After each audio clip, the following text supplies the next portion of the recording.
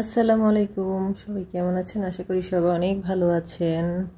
আমি আলহামদুলিল্লাহ আপনাদের দয়ায় ভালো আছি। বিকেলবেলা আম, একটু বাইরে গিয়েছিলাম। আমার হাজব্যান্ড অনেক অসুস্থ ছিল, এমন অবস্থা খারাপ, তো তার জন্য এখানে ডাব নিয়ে আসলাম। তারপর এখানে ছোটো ছেলেকে সাথে নিয়ে গিয়েছিলাম, তো ওর জন্য কিছু পিঠা নিয়ে আসলাম। তো পিঠাটা খাওয়া হয়ে গেছে, দেখতেই পাচ্ছেন, এই যে ফুলঝুরি পিঠা বলে এটাকে। আমিও বাসায় বানাতে পারি, তারপর ও পছন্দ করলো তাই ওর জন্য নিয়ে আসলাম। এরপরে এই যে পিঠাটা ছিল, পিঠাটা অনেক মজা ছিল।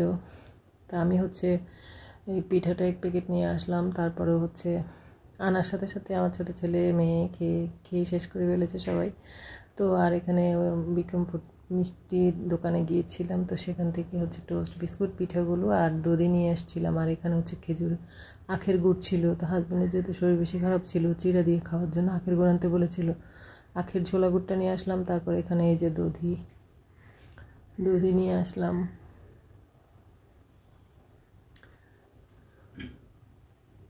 এই যে দধিটা এখানে। তারপরে সব কিছু এখন কিছু জিনিস, এই যে ডাব এনেছিলাম 5টা, একটা পলিথিনে করে কেটে এনেছিলাম, তো ওইটা খাওয়া হয়েছে। আর এখানে 4টা আছে।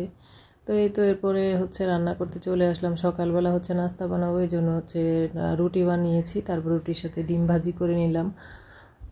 তো ডিমটাকে পেঁয়াজ আর কাঁচামরিচ লবণ দিয়ে ভেজে নিয়েছি, হলুদ ব্যবহার করিনি। আমার ছোটো ছেলে হলুদ দিলে ও পছন্দ করে না, বলে যে দোকানের মতো বানিয়ে দাও। তো দোকানের মতো ভেজে দিলাম ডিম। তো ওকে এখন নাস্তা দিয়ে দিব। নাস্তাটা দিয়ে তারপর রান্না করব।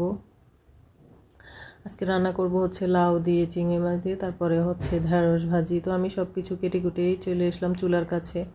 এই যে লাউগুলোকে চিংড়ি মাছ দিয়ে রান্না করবো, একদম কচি একটা লাউ। আর এখানে ঢেঁড়স 1/2 কেজি ঢেঁড়স ছিল, ওগুলোকে কেটে পেঁয়াজ কাঁচামরিচ নিয়ে একবারে চলে আসলাম রান্নাঘরে। তারপর চুলায় 2 পাশে 2টা পাতিল বসিয়ে দিলাম, এক পাশে ফ্রাই প্যান দিয়ে, তারপর আরেক পাশে পাতিল বসিয়ে দিলাম। এখন ফ্রাই প্যানে তেল, পাতিলেও তেল দিয়ে দিলাম। ফ্রাই প্যানে তেলটা গরম হলে এখানে হলুদ লবণ দিয়ে ঢেঁড়সগুলো দিয়ে দিলাম। আর ঢেঁড়সে তো আগে থেকে এই পেঁয়াজ কাঁচামরিচ দেওয়া ছিল, তো ঢেঁড়সের মধ্যে হলুদ লবণ দিয়ে দিলাম। দিয়ে আর এখানে পাতিলে তেলটা গরম হওয়ার পর সামান্য একটু লবণ দিয়ে তারপর চিংড়ি মাছগুলো দিয়ে দিলাম। যেহেতু চিংড়ি মাছ দিয়ে লাউটা রান্না করবো, আগে চিংড়ি মাছগুলোকে ভেজে নিচ্ছি। আর এই পাশে ঢেঁড়সগুলোকে সব উপকরণ দিয়ে এখন নেড়ে চেড়ে সব মিশিয়ে নিচ্ছি। তো যেহেতু চুলাতে অন্য কোনো কাজ ছিল না, তাই 2 চুলায় 2টা বসিয়ে তাড়াতাড়ি ঝটপট রান্নাটা করে নিচ্ছিলাম।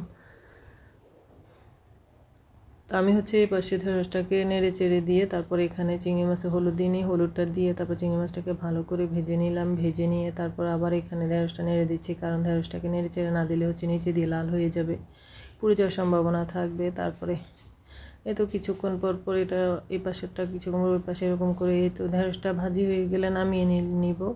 তারপর এখানে যে আদা রসুন বাটা, হলুদ লবণ মরিচ দিয়ে দিচ্ছি। আর ঢেঁড়সগুলো এত কচি ছিল যে ঢেঁড়সের পিচ্ছিল ভাবটা আমার ফ্রাই প্যানটা তেলে তারপর ওইটার মধ্যে লেগে গিয়েছে। আর এখানে পাতিলের মধ্যে মশলাগুলো দিয়ে চিংড়ি মাছগুলো কষিয়ে নিলাম। তারপর এখানে চিংড়ি মাছের মধ্যে লাউগুলো দিয়ে দিলাম, দিয়ে এখন নেড়ে চেড়ে ঢেকে দিব আর কি। অনেক ঝটপট ছোটোখাটো রান্না, অল্প স্বল্প রান্না। আর এদিকে এসে দেখি আমার ছোটো বাবা স্কুলে যাবে, তো আমার আব্বাটা আজকে নিজেই নিজের শার্টটা আয়রন করছে। সবসময় আমিই করে দিই বা ওর আব্বু করে দেয়। আজকে আমি ভুলেই গিয়েছিলাম ওর ড্রেস আয়রন করতে হবে, পরে বলছে আম্মু আমি আয়রন করিনি। তো আমি বলছি নাও।